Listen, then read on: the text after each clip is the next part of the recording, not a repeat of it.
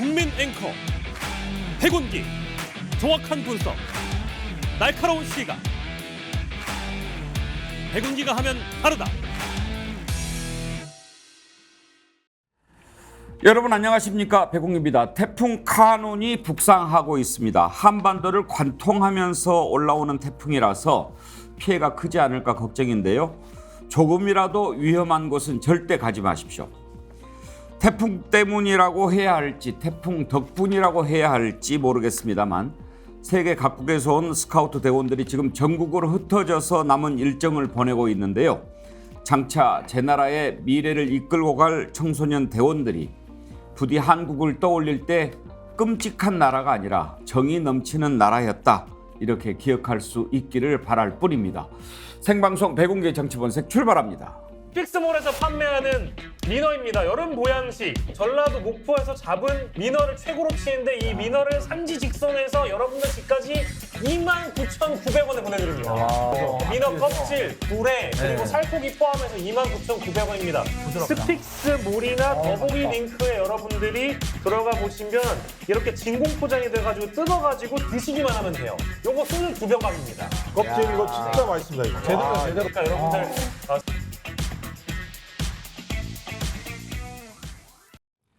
예, 오늘 함께할 네 분 패널 소개합니다. 김두수 시대정신연구소 대표, 김종욱 전 청와대 행정관, 장성철 공론센터 소장, 김주장 한신대 교수 나오셨습니다. 어서 오십시오. 네, 안녕하세요. 지금 태풍이 올라오고 있는데 방금 전에 거제에 상륙했다, 그런 속보가 떴고요. 태풍 지도를 먼저 한번 보면서 오늘 태풍 경로를 좀 살펴보도록 하겠습니다. 이대로 오는 것은 아니지만 지금 시간은 조금씩 차이가 있을 수 있지만 한반도를 한가운데를 관통하는 그런 경로입니다.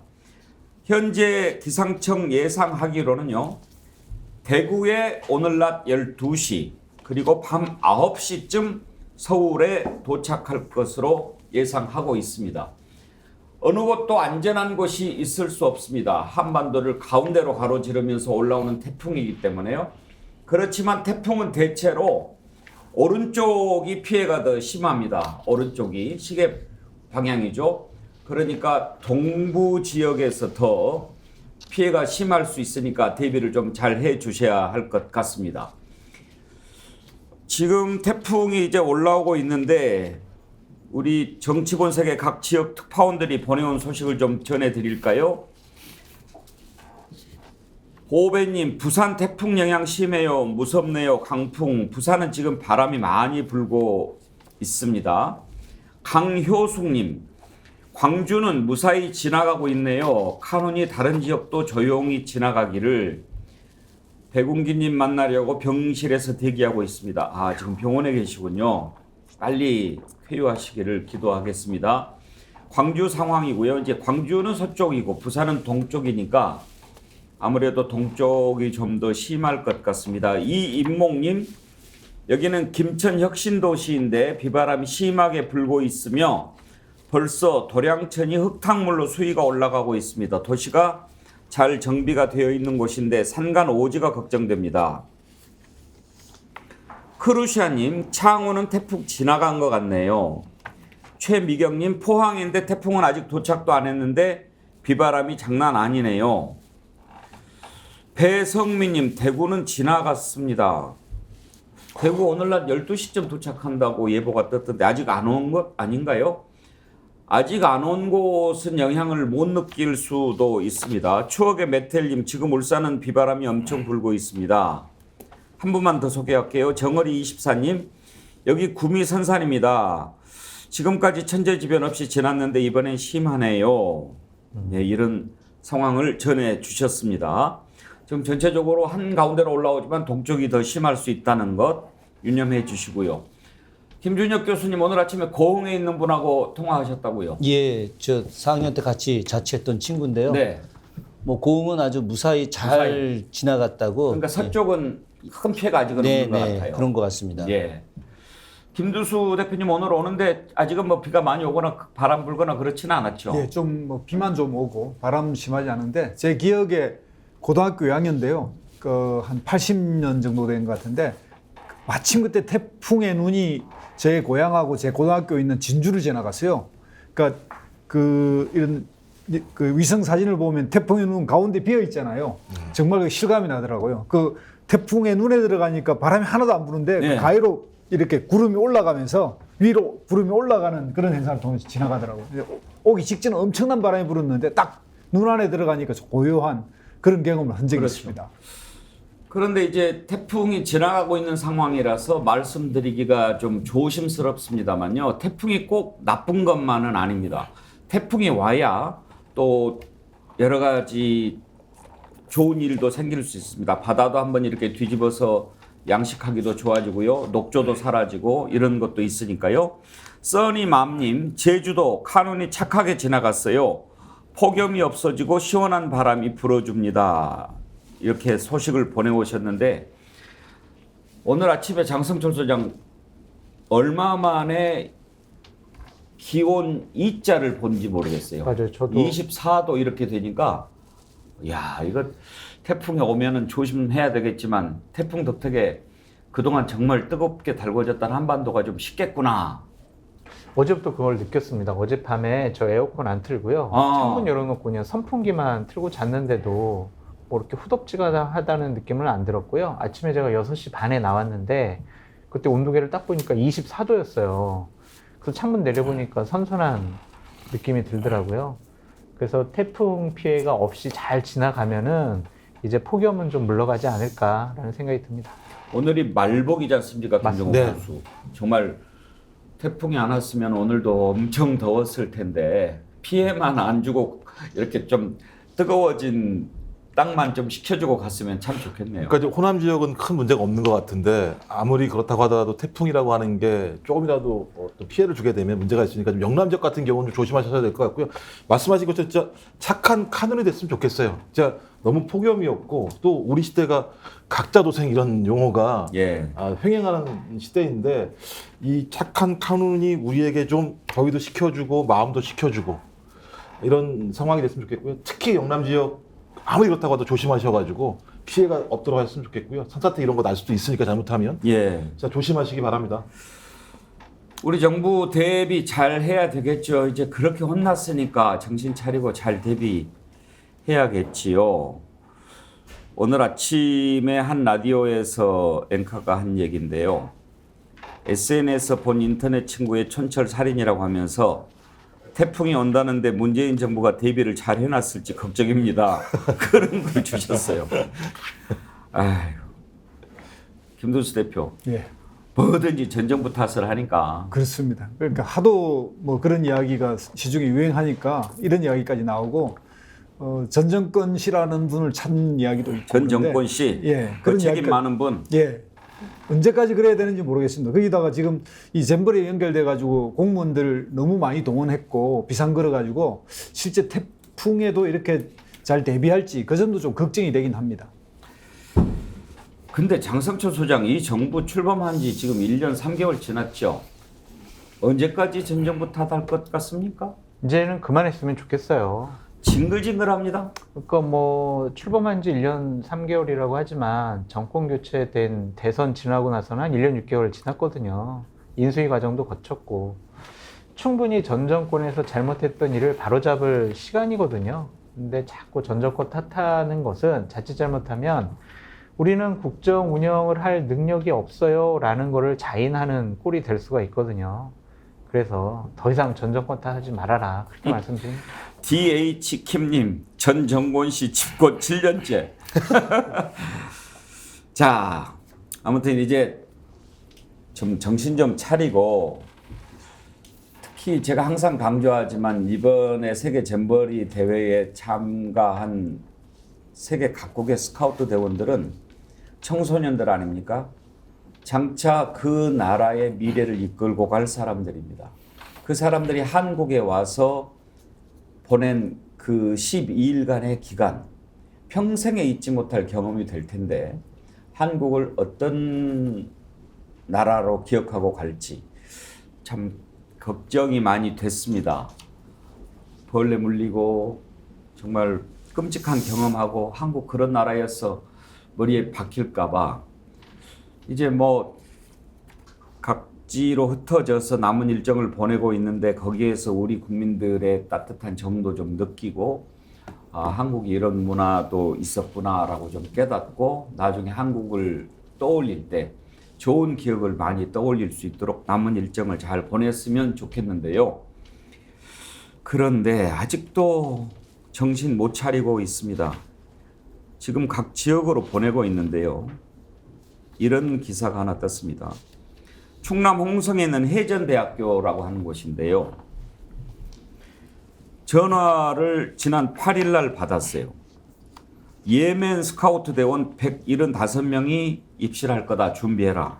이렇게 연락이 온 겁니다. 그러니까 대학에서 막 부랴부랴 생활관 청소하고 소방 점검도 하고 소독도 하고 무엇보다도 이제 식사 아닙니까? 충청남도에서 전화를 해온 모양인데 숙소와 식사만 맡아주면 프로그램은 우리가 준비하겠다. 그래가지고 생활관 식당은 지금 방학이라 폐쇄한 상태니까 부랴부랴 뷔페를 주문한 거예요. 한 200만 원 정도 들었답니다. 특히 예멘이 이슬람 국가니까 그런 거 고려해서 돼지고기도 빼고 그렇게 해서 식단을 짰는데 아무리 기다려도 안 오는 거예요. 오후 4시가 넘어도 언제 올지 알려주지도 않는 거예요. 음식은 식어가고. 근데 밤 11시가 다 돼가지고 이 아무개라는 사람이 전화해서 그 예멘 대원들 입국을 안 했대요. 이렇게 알려온 겁니다. 조직위 관계자의 전화는 간단했고 사과도 없었다. 음식은 손도 못 대고 폐기됐다. 이거 해도 너무한 거 아닙니까? 김두수 대표. 도대체 그 나라에서 왔는지 안 왔는지조차도 파악이 안 돼 있다는 거 아닙니까? 예. 그냥 기본 A, B, C가 없었던 것 같아요. 그러니까 들어오면 실제 입촌식 같은 것도 할 거고 그거 다 체크했을 것 같은데 그 정도도 안 됐고 여기도 보니까 이제 가겠다는 통보를 하면서 담당자를 바꿔달라 그러니까 뭐 담당자는 알려줄 수 없다 이런 식으로 해가지고 실제 이제 제일 나중에 알게 됐고 여기만 있는 게 아니라 이제 우리 경기도 고양시는 NH 인재원에 시리아 대원 80명 온다고 했는데 거기도 이런 일이 있고 나서 시리아 대원도 안 온 걸 알았다는 거 아닙니까? 지금 그러니까 175명, 80명 예멘, 시리아 잘 모르겠습니다. 온지 안 온지도 모르고 이런 일이 벌어졌다는 건 정말 이건 이번에는 이해할 수 없는 이게 총체적 무능의 총체적 실패에 정말 우리 국민 전체가 다 부끄러운 일이 진행되고 있습니다. 김정욱 교수 그 방금 소리난 전화 조직이 전화입니까? 잘 모르겠습니다. 그 소리가 나오던데. 그러니까요. 현 정부를 보는 것 같은 이 핸드폰을 보면서 야 이런 일도 벌어지는구나 방송 중에 이건 죄송합니다. 김정욱 교수 더군다나 네. 네. 경기도 고양시 NH 인재원에는 시리아 대원 80명이 배정이 됐는데 시리아도 안 왔대요. 그러니까 저는 진짜 북한에서도 이렇게는 안 할 거라고 생각이 들 정도. 북한은 그러니까 예를 들면 왜냐하면 그냥 배정하는 거잖아요. 그러니까 북한 같은 경우는 중앙 단위에서 그냥 해 내리는 건데 북한도요 계획 경제를 하는데요 항상 계획 경제에서 제대로 된 지령이 안 내려가기 때문에 문제가 항상 발생을 하긴 해요. 근데 적어도 이 잼버리 대회가 실패했다고 얘기하면 대통령이 뭐라 그랬습니까? 수습 잘해라. 갈 때까지 잘 준비해줘라. 라는 얘기 했었잖아요. 근데 제가 볼 때 갈 때까지도 이런 일이 벌어지는 것이고 실제 모든 피해는 누가 당하느냐? 우리 국민들이 다 피해를 당하는 거예요. 그러니까 정부가 실패했는데 우리가 잼버리 대원들한테 미안하다고 얘기하고 나 모든 준비를 다 했는데 오지 않았는데 나중에 물어보니까는 원래부터 오지 않았던 건데 몰랐다고 얘기하고 제가 볼 때 이 정도라면 왜 잼버리 대회가 실패했는지에 대해서 국민들이 이제 몸으로 느끼는 상황이 됐다. 근데 아직까지 사과도 안 하고 있어요. 이 정부가. 저는 그리고 뭐 뒤에 나올지 모르겠습니다만 이런 실수를 만회하기 위해서 K-팝에 있는 아이돌들한테 모든 책임을 또 전가하고 있는 상황들이 벌어지고 있어서 저는 어디까지 가려고 하는지 잘 모르겠고요. 진짜 그러니까 이거 뭐 개그 콘서트도 아니고 답답한 일들이 벌어지고 또 기숙사 때문에 또 예를 들면 비어 있는데 아닌데 고대 같은 경우는 학생들 또 잠깐 비워달라고 얘기해가지고 또 학생들은 또 그 자리를 비워줘야 되는 상황이고. 그러니까 제가 볼 때는 진짜 점입 가경이고요. 현 정부가 진짜 전 정부 전 정권에 대해서 압수수색을 빨리 해서 이런 일들을 막아야 된다고 생각을 합니다. 푸들이 햇번님 다시 들어봐 주십시오. 예멘이라고 하지 않았습니다. 아멘이라고 했습니다. 근데 장성철 소장 아무리 그 준비가 부족했고 뭐 대응을 잘 못했다고 해도 세계적인 대회를 치르면 처음에 오겠다고 접수한 사람들 있고 들어온 사람 있고 이거 파악 인원수 파악은 기본 중에 기본 아닙니까? 기본 중에 기본이죠. 아니 어떻게 이런 일이 있을 수 있어요? 지금 더군다나 아니 그러면 버스 천대로 다 이렇게 분산했잖아요.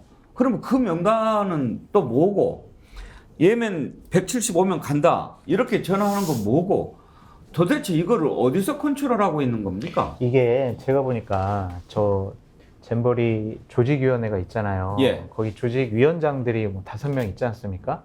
그 사람들은 거기에 상주를 하지 않잖아요. 세종시에 있거나 서울에 있거나 아니면은 뭐 전북도지사 같은 경우에 집행위원장이지만 또 거기 상주 안 할 거예요. 그러면은 그 잼버리 조직위원회를 장악을 하고 인사, 예산, 각종 프로그램, 행사 이런 것들을 총괄하고 결정하는 사람은 사무총장이에요. 근데 그 사무총장이 일을 제대로 못했다라고 볼 수밖에 없어요. 그 사무총장이 여가부 공무원이거든요. 그분은 이런 행사를 치러본 경험이 없어요. 그냥 여성 권익, 여성 정책 그걸 담당하다가 2020년도 7월 달에 그래 여가부가 주관부서니까 거기서 그냥 뭐 국장급, 1급 공무원급 그 사람을 그냥 관성적으로 시킨 거예요. 그런 사람을 시킨 것이 문제의 시발점이다라는 좀 생각이 들고 아무리 그래도 정말 기본 중에 기본을 챙기지 않은 것은 이건 무능력함을 넘어서서 그냥 관심이 없었던 거 아닌가 그런 생각도 듭니다. 제가 좀 말씀을 좀 드리고 싶은 게 있는데 이번에 참가한 캠프장이라고 하는 것은 한 2,000명, 3,000명 전체 대원들을 책임지는 사람들을 캠프장이라고 하는 겁니다. 캠프장들이 이제 꽤 많이 있는 거죠. 43,000명이 왔으니까. 그 캠프장이 지금 책임 맡은 아닙니다. 그러니까 이제 인솔 야영장? 예, 야영장의 캠프의 장이 되는 건데, 그러니까 캠프장이 대략 한 200명 가까이 있는 거죠. 근데 이제 아니 캠프장이 장소를 말하는 거예요. 사람 캠프의 장, 직위. 네. 예. 아주 친한 선배가 캠프장 2,500명을 담당하는 캠프장으로 있습니다. 그래서 그분한테 제가 이제 좀 상황을 좀 들으려고 전화를 했는데 이분의 말씀이 첫 번째가 이분은 이제 평생 스카웃만 하신 분입니다. 근데 이분이 이번 조직위는 스카웃 전문가가 철저하게 배제됐다. 공무원들에 의해서 모든 조직이 다 꾸려졌다. 그래서 스카웃의 활동이라든가 스카웃이 뭔지를 모르는 사람들이 이 조직이 구성이 되어 있기 때문에 전혀 대응이 안 됐다. 제대로 이루어질 수가 없다. 이게 이제 첫 번째 이야기였고요. 두 번째 이야기는 이제 전라북도에 대한 문제를 이야기하는데 학생들 이번에 이제 전 세계에서 오는 친구들한테 여기가 뻘이 있기 때문에 혹시 물이 문제가 될 수 있으니 장화를 갖고 와라. 장화는 다 갖고 왔답니다. 그래서 이 친구들이 다 장화 신고 그 캠프 만들고 이제 빗물 고여 있는 데서도 즐겁게 다 쳤다는 거죠. 그런데 문제는 3가지였는데 첫 번째가 화장실, 두 번째가 샤워실, 세 번째가 쓰레기였습니다. 쓰레기를 나흘 만에 쳐갔다는 거예요. 산더미처럼 쌓여 있는데. 처음에 안 치우고요? 나흘 만에. 그래서 이 캠프장들이 계속해서 냄새. 전라북도 담당 그 부처한테 쓰레기를 쳐달라. 냄새가 너무 심하니까. 그랬더니 하는 이야기가 아니 분리수거를 안 해서 우리가 쳐갈 수가 없다. 그래서 이분들이 전 세계에서 분리수거를 제대로 하는 나라는 우리나라하고 몇 나라밖에 안 된다. 유럽에 있는 국가들 분리수거하는 나라 거의 없다. 그리고 선진국만 오는 게 아니라 전 세계 모든 나라 학생들이 오는데 그 학생들이 이걸 다 어떻게 분리수거를 하느냐. 그래서 분리수거 안 한다는 이유로 안 쳐갔다는 거예요. 분노를 하는 겁니다. 그러고 나서 너무 냄새가 심하고 오염이 심해지니까 나흘 만에 이제 쳐갔다는 거죠. 여기에 더해서 화장실이 처음은 좋았다는 겁니다. 그런데 화장실 청소를 안 하니까 쌓이는 거예요. 이게 쌓이고 그래서 뭐 어떻게 할 방법이 없고 영국하고 미국 대원들이 철수한 결정적인 이유는 바로 화장실 위생 문제가 너무 지저분해서였거든요. 다른 것들은 다 참을 수 있었답니다. 그 안에서 그래도 그 학생들이 놀고 즐겁게 이야기하고 그것도 있었는데 화장실 문제 여기에 더해서 샤워실이 간이 천막으로 해놔가지고 이렇게 하면 다 보이는 그러니까 이번에 성범죄 문제 이런 것들이 나타난 것이 근본적으로 우리가 잘못된 거라고 하는 거 이거에 대해서 분노를 하고 결국은 지금 이 태풍과 관련해서 다 스카우트들은 대비책을 마련해 나갔고 지금 이런 방식이 아니라 원래 어려우면 어려운 상황 속에서 그 전부 그 일대에 있는 학교로다가 대피해서 학교 교실 사용하고 운동장 쓰고 이렇게 해서 잼버리 행사를 유지하는 걸로 다 계획이 되어 있는데 갑작스럽게 한류 문화를 보인다고 해서 이 캠프를 해산하고 전국으로 보내는 이런 일 때문에 오히려 잼버리의 그런 진짜 의도가 사라지게 됐다. 그러면서 캠프장들이 다 해임된 거예요. 예, 그저께 정부가 하자라고 하는 순간부터 스카우트 지도자들은 다 갈 데가 없어지고 다 집으로 다 돌아가게 된 거고 나머지 사람들 각각 지자체에서 다 한다고 하는데 이거는 정말 잼버리의 본뜻을 이 정부가 망쳐버린 겁니다. 우리 김준혁 교수께서는 그렇게 좀 생생한 얘기들을 잘 전달해 주셔서 항상 좋아요. 그렇게 상황을 들어보니까 얼마나 참 얘들이 힘들었을까. 제가 다 미안해집니다. 그런데 이제 끝나고 나면 뭐 또 국정조사 얘기가 나오는데 국정조사 할 게 너무 많아가지고 뭐부터 해야 될지도 모르겠어요. 지금 문제가 되는 게 몇 가지입니까? 후쿠시마 오염수 방류 국정조사 한다고 그러죠. 오송 지하차도 참사, 잼버리 사태, 양평 고속도로 특혜 의혹 또 뭐 있죠? 한 12개 돼요. 국정조사 할 게? 아니 12개가 지금 법안이 올라가 있어요. 국정조사 요구서가 올라가 있어요. 이번에 잼버리까지 또 이렇게 될 줄은 몰랐습니다. 왜냐하면은요. 개영식에 윤석열 대통령이 참석했어요. 보이스카우트 복장하고 그러면서 나도 보이스카우트였다. 폼은 잡았는데 문제는 개영식을 갔으면 한번 돌아보기라도 했어야 될 거 아닙니까? 먼저 축사했던 내용 본인 자랑했던 부분 먼저 한번 잠깐 들어봅시다. 여러분의 선배 스카우트로서 이곳 새만금에서 여러분을 만나게 돼서 정말 기쁩니다. 여러분을 보니 저의 스카우트 시절이 생생하게 떠오릅니다. 야외 활동의 설렘, 또 다른 학교 스카우트들과의 만남, 연합 캠핑 등은 아직도 제게 특별한 추억으로 남아 있습니다. 저 역시 어린 시절 스카우트의 경험이 인생을 살아가는데 큰 힘이 되었습니다. 스카우트 활동을 통해 길러진 독립심과 책임감, 이웃에 대한 봉사정신, 국가에 대한 헌신적 자세는 여러분을 앞으로 훌륭한 사회의 리더로 성장시킬 것입니다.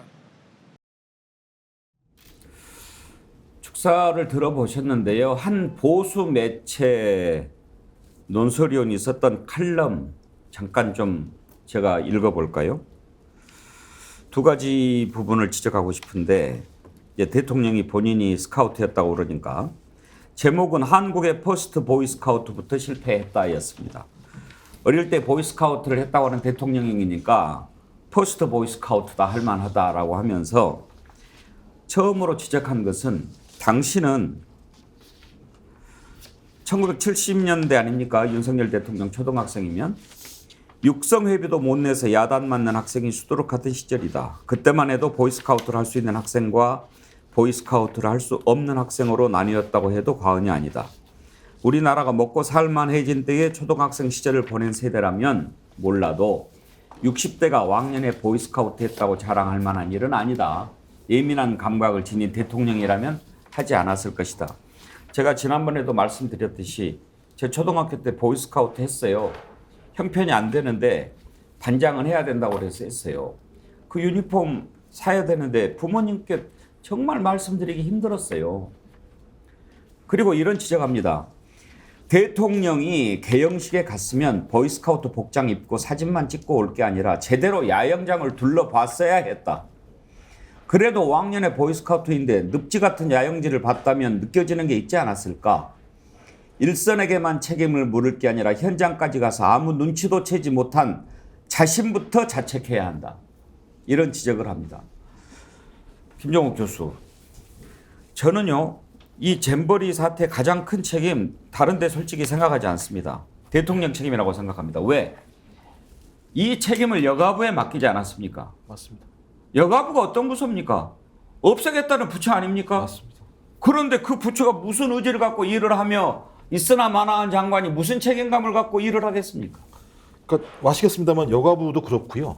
이상민 행안부 장관도 마찬가지입니다만 야당에게 탄핵을 당한 장관이지 않습니까? 거기다가 박보균 장관도 마찬가지입니다만 무능력으로 그러니까 3명 다 제가 볼 때는 부처 자체는 담당할 수 있습니다만 또 지원부서가 총리잖아요. 총리가 통화를 했었고 이 모든 사태에 대한 책임은 대통령에게 있을 수밖에 없는 건데 아까 대통령이 뭐 개영식 측에서 독립심, 책임감, 봉사정신, 헌신 이게 싹 아무것도 나타나지 않았던 게 잼버리 대회였었고요. 더 놀라운 건요. 대통령이 컨틴전시라는 얘기를 하면서 완전히 이상해져 버린 거예요. 실제로는. 왜냐하면 잼버리 스스로가 컨틴전시 비상대책을 다 세웠어요. 그래서 그대로 하면 되는 건데 갑자기 대통령이 말 한마디에 컨틴전시가 다 무너지고 새로운 컨틴전시가 만들어지는 상황이 벌어진 거예요. 이건 진짜 그야말로 정부가 존재하지 않는 것이고 대통령 스스로도 사태 파악이 전혀 안 되는 상황이고요. 나 대통령실은 뭐 하는지 모르겠어요. 대통령이 거기 가게 되면 예를 들면 경호만 하는 게 아니고요. 행사도 다 예를 들면 어떻게 진행이 되고 있는지 다 예를 들면 확인을 합니다. 그러니까 행사도 확인 안 하고 그러니까 모든 것이 전체 잼버리 행사에 대한 국가의 책임, 정부의 책임이 아니라 대통령 개인이 어떻게 하면 잘 보일 것인가 돋보일 것인가만에 거기에만 집중되어 있는 형태인 거예요. 전 그러니 당연히 이런 사태가 벌어질 수밖에 없는 상황인데 전 이번도 마찬가지입니다만 대통령이 절대 사과하지 않을 거예요. 말씀하신 것처럼 공무원들 탓, 전라북도 탓 할 거라는 생각이 들고요. 아 이거 어떻게 해야 되죠? 이게 비판만 해야 되나요? 아 참. 얼마나 정신없는 장관이면 정신이 제대로 안 박힌 장관이면 이런 상황에서 무릎 꿇고 사죄를 해도 부족한 판에 사죄해야죠. 위기에 대응하는 역량을 보여준 그런 일이다라고 이따위 얘기를 합니까? 뭐 그런 얘기도 하고 뭐 새만금 잼버리가 아니라 대한민국 잼버리다 뭐 이런 얘기도 했잖아요. 그러니까 인식 자체를 잘 못하는 분인 것 같고 이거에 대해서 그냥 생각과 판단, 신경이 없는 것 같아요. 그냥 아무 생각이 없는 것 같아요. 그래서 밑에서 올라오는 보고서 그걸 갖고 작년에 8월달, 10월달에 국감장하고 상임위장에 나와서 걱정하지 마십시오. 다 잘 준비되어 있습니다. 이렇게 앵무새처럼 얘기한 것이다. 그래서 공직자로서의 기본적인 자세가 안 돼 있다라고 볼 수밖에 없습니다. 이제 김두수 대표 폐회식 날 상암 월드컵 경기장에서 K-팝 콘서트 한다는 거 아닙니까? K-팝 대단히 세계적으로 인기가 좋으니까 스카우트 대원들 좋아할 겁니다. 그런데 이제 거기에 윤석열 대통령 올 것 같아요. 와가지고 그래요? 이제 거기서 광을 낼 것 같아요. 그럴 땐가 싶기도 합니다. 그러니까 이번 뭐 마무리를 K-팝이라는 힘을 빌려서 이 모든 총체적 실패를 좀 만회해 보려고 하는 그런 생각을 가지고 있는 것 같은데요. 이 스카우트 정신이 뭡니까? 바로 그 구호가 준비거든요. 준비고 어려움을 극복해 나가는 것 이런 것이 스카우트 정신의 기본이고 우리나라에서 이 스카우트 그 잼버리를 하면 우리나라가 가장 선진적인 몇 가지가 있습니다. 대한민국이 1등인 게 세계 화장실 협회 문화협회가 우리나라에 있습니다. 화장실 박물관도 있고요. 옛날 수원시장이었던 심재덕 시장님이 시작해가지고 전 세계에서 가장 깨끗하고 좋은 화장실을 가지고 있어요. 실제 공공 화장실은 유럽에 가보면 대한민국이 얼마나 화장실이 좋은지 알 수 있어요. 우리나라 같은 화장실이 어디 있습니까? 그러니까 그걸 전파할 기회가 되고요. 아까 나왔던 분리수거도 다른 나라가 안 하고 있으니까 우리나라가 그 분리수거를 착 만들어서 그렇게 안내를 했으면 대한민국이 기후위기 시대에 가장 앞선 분리수거를 하면서 환경을 생각하는 나라 이런 식으로 해서 소위 하드웨어의 소프트 파워까지 대한민국이 앞서 나가는 걸 보여줄 수 있는 기회였고요. 그러니까 이런 문화까지 이제 K-팝 문화 뭐 마무리한다는 건 어찌어찌 이해는 합니다만 이렇게까지 해서 문제를 수습하기보다도 그러니까 이번에 여가부 장관이 그런 이야기했죠. 위기 대응 능력을 보여줬다. 그런데 정부 차원의 우왕좌왕하다가 자기들이 뒤늦게 정신 차린 이야기를 그렇게 다른 식으로 표현한 거지. 만약에 잼버리 스카우트 정신으로 생각하면 그들이 중심이 돼가지고 처음부터 밑바닥에서 현장에서 대책을 내놓으면서 개선해 나갔으면 더 마무리가 잘 돼 있지 않았을까 이런 아쉬움도 생겨요. 지금은 완전히 그냥 관의 힘으로 공무원, 공공기관 동원해가지고 국가가 억지로 이걸 마무리하는 그런 수준으로 가가지고 너무 안타깝습니다. 위에가 썩어 있으니까 밑에가 제대로 돌아갈 리가 없지 않습니까? 이번 잼버리 한다고 오케이 찬스다라고 하면서 이때 막 외국 가가지고 뭐 잼버리하고 관계도 없는 나라 가서 여행하고 관광하고 손흥민 축구 보러 가고 이런 공무원들이 있는가 하면 또 이번에 텐트 김준혁 교수님 아까 그 캠프장 얘기하셨는데 혹시 그 얘기는 안 하던가요? 이번에 이 텐트로요. 한 텐트에 25만 원씩을 받았는데 야영장 텐트 네네. 시중. 근데 대체로 이런 텐트 살려면 7, 8만 원이면 산다는 거예요. 아주 비싸면 한 10만 원 정도. 예. 이거 뭐예요, 그러면은? 그러니까 그 이번 텐트를 공급한 업체가 1991년에 고성 잼버리 때 텐트를 공급한 업체인 거는 확인이 됐습니다.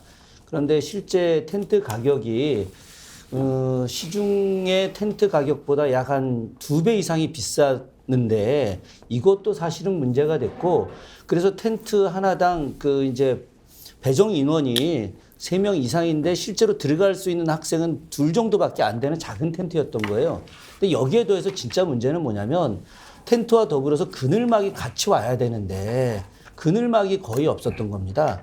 그러니까 지금 이제 35도 가까이 높은 열기, 더군다나 여기가 나무가 하나도 없지 않습니까? 뻘밭에 나무를 심는다는 게 현실적으로 불가능한 거니까. 그래서 그늘이 거의 없는 상태에서 그늘막을 쳐야만이 그나마 젊은 어린이 청소년들이 그 안에서 쉴 수 있었는데 그런 것들이 일체 없었다는 거죠. 그러니까 더 모기에 물리는 것뿐만이 아니라 수많은 해충들에게 물릴 수 있고 낮에 쉴 수도 없고 겨우 활동한다는 것이 이제 저녁이나 밤에 활동한다라고 하는 것 이거 말고는 할 수 있는 일이 거의 없었던 겁니다. 그렇기 때문에 텐트 업체뿐만이 아니라 나머지 전반적인 시설물을 설치하는 데 있어서 공무원들이 뭐 그냥 아유 모르겠어 이런 식으로 나몰라라 하는 거죠. 원래 여러 부처가 갔다 보니까 저는 책임감이 없는 겁니다. 이건 저쪽 거, 이건 이쪽 거 핑퐁 치다가 끝난 거라고 봐야 되는 거죠. 그것에 대해서 캠프장들의 분노는 정말 대단했습니다. 아니 그거는 여러 뭐 조직위원장이 여러 명 5명이라서 이런 문제가 발생한 거 아니에요. 아까도 거듭 말씀드리지만 조직위원회 사무총장이 이런 것들을 잘 모르는 사람을 데려다 놓으니까 이렇게 엉망으로 일이 진행됐다라고 볼 수밖에 없어요. 어떤 분이 제가 이분 닉네임은 소개 안 하겠습니다. 혹시 그 텐트 회사는 김건희하고는 관계 없나요? 이런 상황이 되니까 이제 야당에서 국정조사 해야 된다고 하고 여당은요 이걸 막 지역 행사였다라고 막으려고 합니다. 지역 행사입니까? 세계 잼버리 대회가 새만금에서 열리면 전북 부안군 행사입니까? 이거야말로 손바닥으로 하늘을 가리려는 격입니다. 여야 공방을 한번 들어보시죠.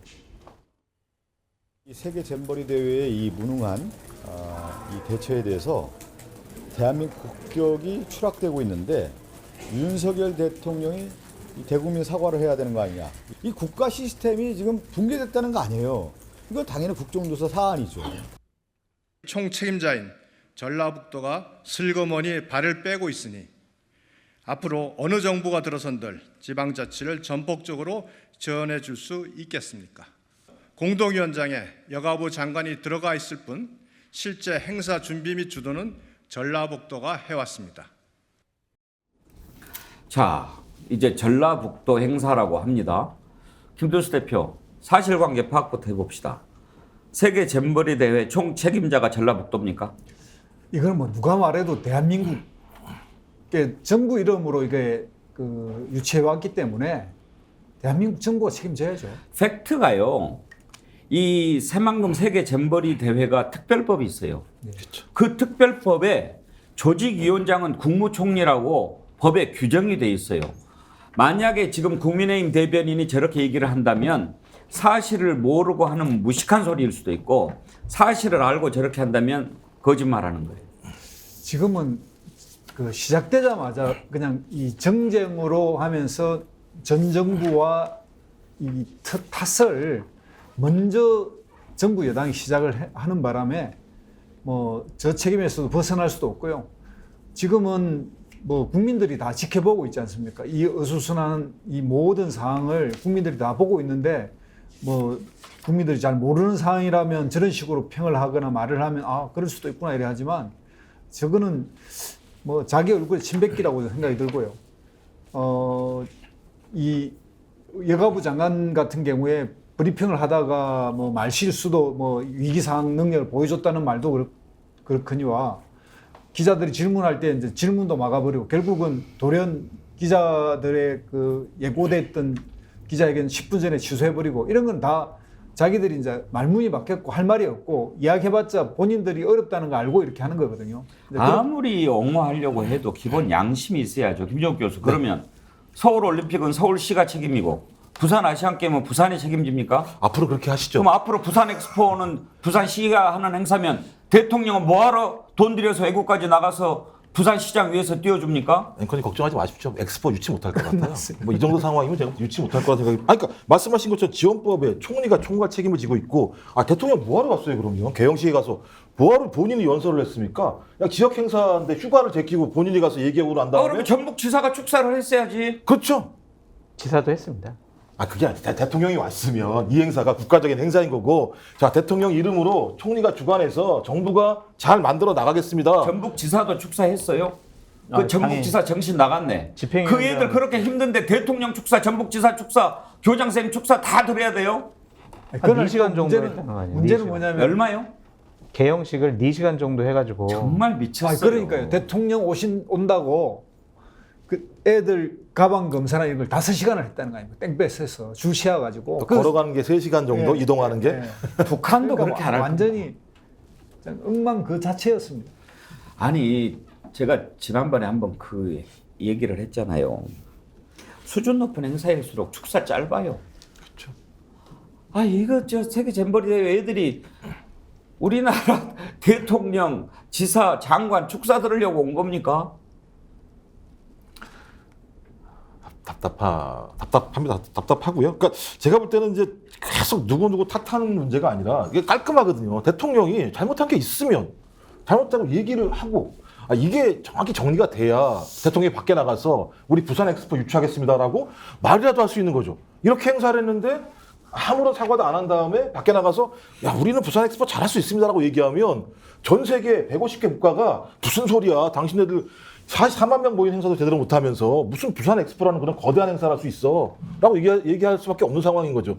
그러니까 저는 이 정부가 그냥 땜질식 문제가 생기면 아랫사람들한테 책임 돌리고 대통령은 절대 사과하지 않고 그다음에 전 정부 탓, 야당 탓하면서 문제를 넘어가려고 하는 분이 많은 것 같아요.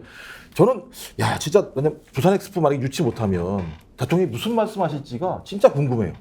전 정부 탓할 거면 그러면 김준혁 교수 전 정부에서 이거 추진됐잖아요. 그러면 박근혜 정부 때 유치했고 추진했고 문재인 정부 때 유치했으니까 축사는 그러면은 박근혜 문재인 전 대통령 불러서 들어야지. 그게 도리 아니요? 경우 아니요? 일단 기본적으로 뭐 다 잘 아시겠지만 대통령이 참석하면 그거는 이제 국가 행사죠. 뭐 이걸 가지고 자꾸 전 정부다 혹은 뭐 전라북도 행사다 부안군 행사다 이렇게 이야기하는 것은 이거는 뭐 전혀 합리적이지도 않고 국민들이 이해하지도 않죠. 근데 저는 이런 생각 좀 해봤습니다. 네.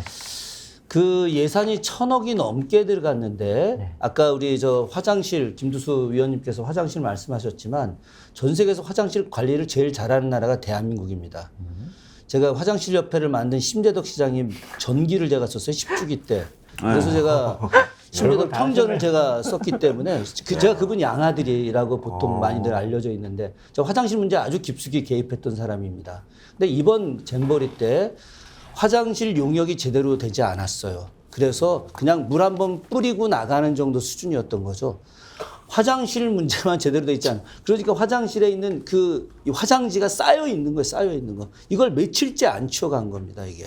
그러다 보니까 문제가 좀 정말 심각해졌는데 만약에 화장실만이라도 정말 제대로 깨끗하게 하는 모습을 보였다고 한다면 아까도 말씀하셨듯이 전 세계에 온 수많은 이 청소년들이 대한민국은 정말 화장실이 깨끗한 나라. 화장실이 깨끗하면은 전염병의 30%를 막을 수가 있습니다.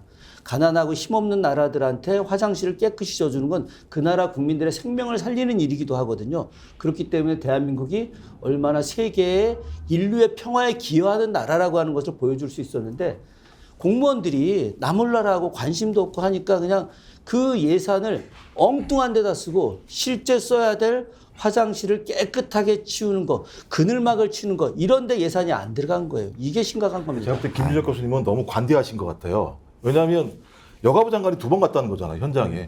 제가 저기 80년대, 90년대 대학교에서 학과가 MT를 갈 때도요, 사전답사를 가요. 1번, 아니면 2번 정도.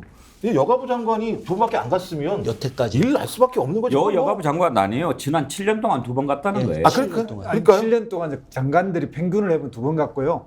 이번에 이제 이 김현숙 장관은 3, 4, 5, 3번을 갔더라고요. 네. 갔긴 갔는데 이게 진짜 현장을 가서 잘 점검했는지 아니면 그냥 둘러만 보고 또 공무원 브리핑만 본 건지 결과적으로 3번 갔는데 다른 장관에 비해서 최근에 갔지만 하나도 개선 안 된 거 보면 그냥 탁상 행정에 전시 행정 대충 공무원들 만나고 오고 이렇게 현장적 행정적 마인드나 감각으로 이걸 점검하고 챙기지 않았다는 거죠. 아니 세상에 할 말이 있고 안 할 말이 있지. 이제 와서 이게 문제가 되니까 전라북도 책임이라고 이렇게 이야기하는 게 말이 됩니까? 말이 아니 아무리 낯짝이 두꺼워도 저 정도까지 하면은 안 되지요.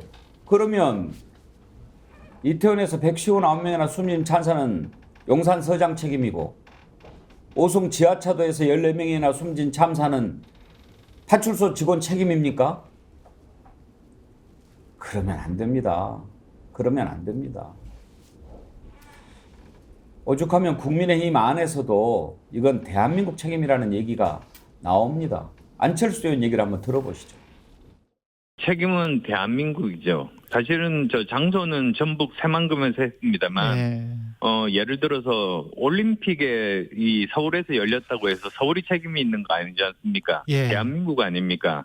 마찬가지로 이 잼버리도 이 대한민국 정부가 주최한 겁니다. 그러니까 사실 저는 이번 잘 수습이 돼서 정말 그 아무런 피해 없이 다 돌아가시게 되면은 정부의 최고위 관계자가 정말 사과하고 유감의 뜻을 표하는 게 국제적으로 필요하다고 생각하고요. 그리고 마친 다음에 철저하게 감사를 해서 책임 소재를 분명히 해서 이 정말 가장 큰 책임이 있는 장관은 저는 해임을 해야 된다고 생각합니다. 그리고 또 다시는 이런 일이 반복되지 않을 수 있도록 체계를 만드는 일, 저는 그게 꼭 필요하다고 생각합니다. 조직위에 지금 들어가 있는 게 여가부 행안부인데 가장 책임이 있는 장관은 해임을 해야 된다. 네, 그렇습니다. 예, 장성철 소장. 네.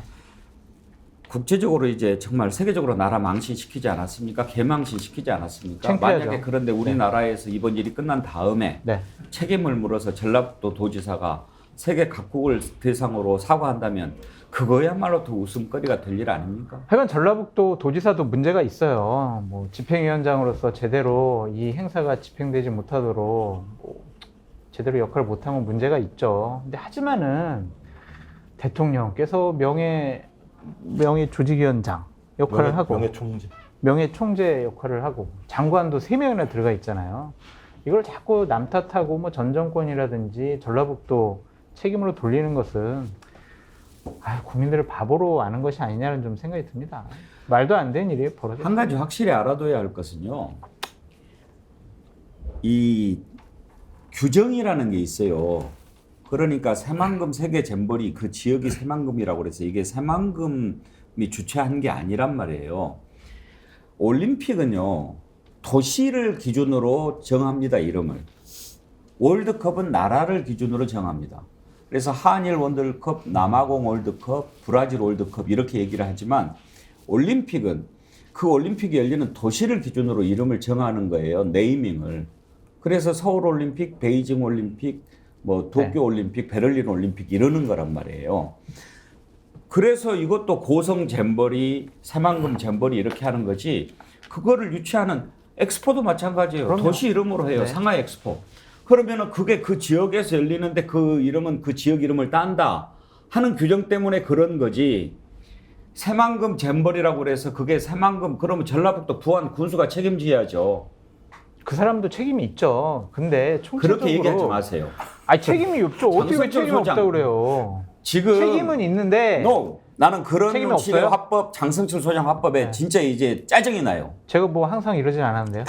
아니죠. 지금 그 이야기를 하는데 우리가 지금 얘기하는 것은 대한민국이 이렇게 잘못해서 가지고 이런 식으로 세계 망신을 샀는데 어찌 그것을 지역 책임자, 지역한테 책임이 있다고 얘기한단 말이냐. 이거가 지금 우리 대화의 주제고 논점이에요. 근데 거기에다 대고 전라북도도 책임이 있죠. 그리고 군수도 책임이 있죠. 이렇게 이야기하면 그거는 저는 이야기하고자 하는 방향에서 벗어난다고 생각합니다. 앵커님의 말씀의 취지는 알겠는데 자칫 잘못하면 앵커님의 말씀만 쭉 그냥 듣다 보면 전라북도나 부안군은 전혀 책임이 없다라는 식으로 그들에겐 책임을 물을 수가 없다라는 식으로 들려요.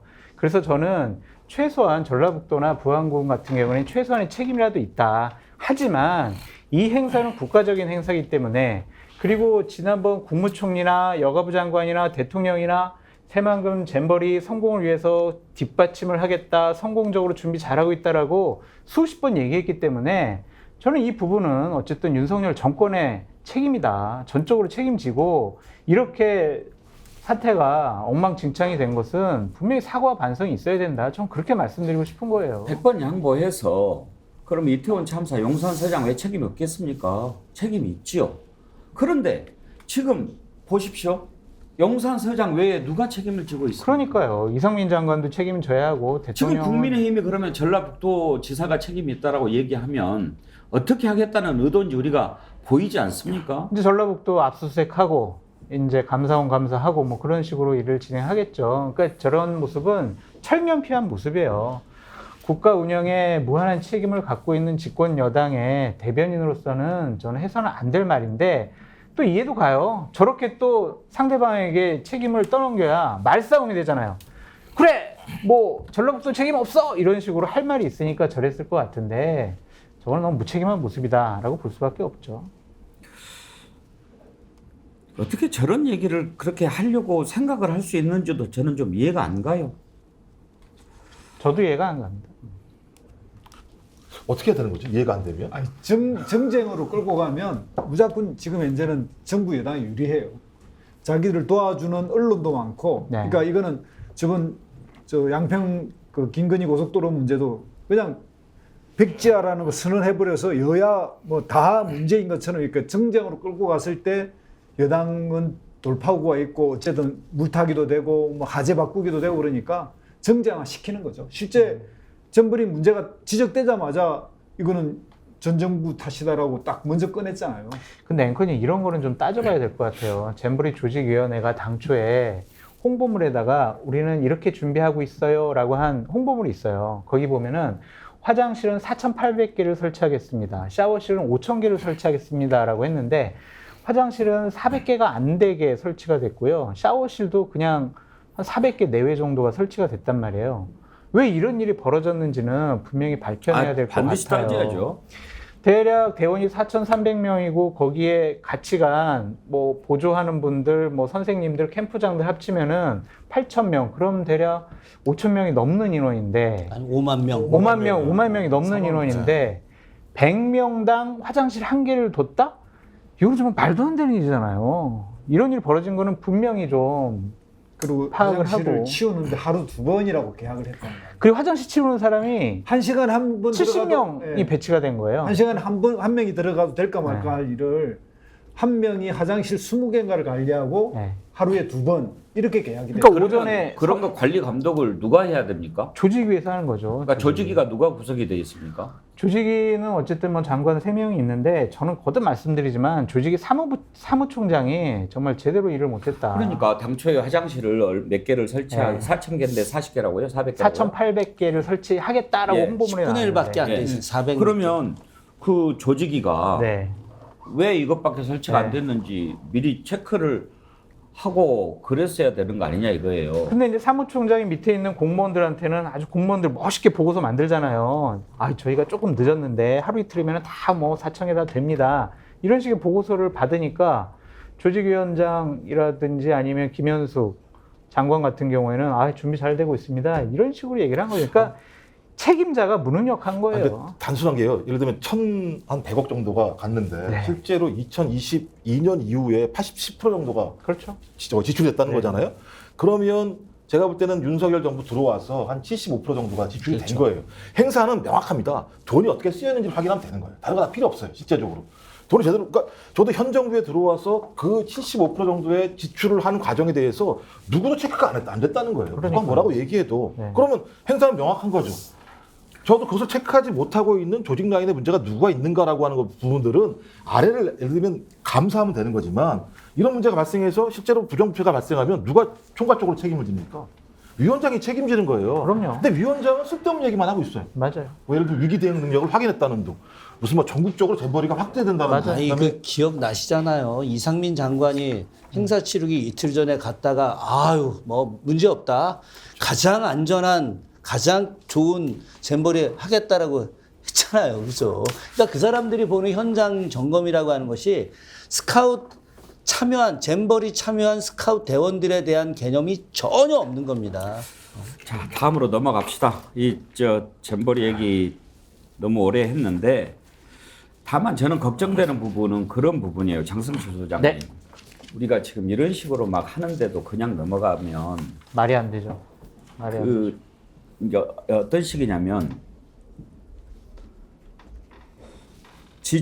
대통령 지지율이 이제 30%대에서 계속 이제 멈춰 있잖아요.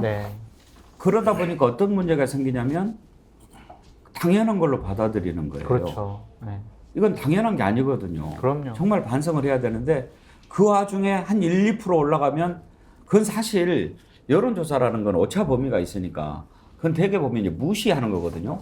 근데 그 안에서 1% 올랐다고 우리 잘하고 있는 거야 막 이렇게 하고 30%대에 머물러져 있는 것이 아주 큰 문제인데 그걸 인식하지 못하고 둔감해지는 것처럼 이렇게 일이 생겼을 때 말도 안 되는 소리로 변명하고 옹호하고 이랬을 때 원래 뭐 그런 집단이야 이런 식으로 그냥 넘어가면 저는 그게 더 문제가 될 수 있다고 생각하거든요. 앞으로 끔찍하죠. 임기가 많이 남아있는데. 근데 대통령실의 분위기는 어떠냐면요. 지지율이 안 떨어지네. 안정화됐네. 괜찮네. 더 안 떨어졌다. 네. 그런 생각을 하고 있어서 이분들이 과연 책임이라는 단어의 의미를 아느냐라고 지적하지 않을 수 없고 한 가지만 좀 더 말씀드릴게요. 외국에서 정말 미국 같은 경우는 한 800만 원 넘게 비용을 냈다고 하더라고요. 호주는 한 500만 원 내고 아르바이트 하면서 올라고 왔는데 이제 이렇게 엉망이 됐잖아요. 당초 취지대로 잼버리가 계획이 안 됐잖아요. 그래서 외국의 대원들은 호텔방도 해주고 대기업 연수원도 이렇게 쾌적한 곳에 해줬단 말이에요. 근데 어제 언론 보도를 보면 대한민국 대원 370명은요. 용인의 한 교회의 강당에다가 천막도 없고 가림막도 없는데 그 강당에다가 집어넣고 우리나라 대원들은요? 네네. 이게 말이 됩니까 이게? 부모들이 화를 내시더라고요. 이게 어떻게 이런 일이 벌어지는지 도저히 이해가 되질 않아요. 그러니까 이게 조직위 차원의 잘못인지 아니면 대통령실에서 그렇게 하라고 했는지 알 수는 없지만 우리나라 청소년들 정말 더 아끼고 사랑해야 되는 거 아닙니까? 대통령실이 그렇게 하라고 했겠습니까만은 하여튼 위에가 제대로 안 돌아가고 있다고 생각하면 밑에서는 열심히 안 하는 것이 맞아요. 습성 아닙니까? 그러니까 너무 참 답답해요. 이 와중에 이제 충청북도는 자발적으로 퇴소한 영국 스카웃 350명을 초청해가지고 서울에 있었거든요. 충청북도로 초청해가지고 1인당 5만 원 상당의 식사와 뭐 문화 관람 뭐 이런 식으로 해가지고 또 일종의 초화 이렇게 대접을 한 거예요. 아니 그러니까 4,300명인데 그 중에 350명만 초청하면 또 그건 무슨 기준입니까? 아마 뭐 이제 수용 인원이 좀 다 할 수 없으니까 그렇게 한 모양인데 이런 걸 보면 이제 좀 열통이 나는 게 이렇게 뭔가 좀 기준도 객관적이지 않고 거기다가 또 우리 한국 스카우트에 대해서는 완전히 안쪽 사람들에 대해서는 이렇게 박대하면서 또 외부에 그 자발적으로 나간 스카우트 그쪽은 또 뭐 한국 문화를 알린다는 의미로 해서 이렇게 또 일종의 가임 충성 프로그램을 해가지고 그 청소년한테 식대 5만 원짜리를 뭐 대접하고 이런 건 정말 말이 안 되는 지금 막 해괴망신한 일들이 막 전국 곳곳에서 벌어지고 있는 거죠. 저는 이해는 돼요. 반 대한민국 카르텔이니까 우리 대원들 같은 경우는. 자, 이제 8.15 광복절 특사 얘기 좀 잠깐 해보지요.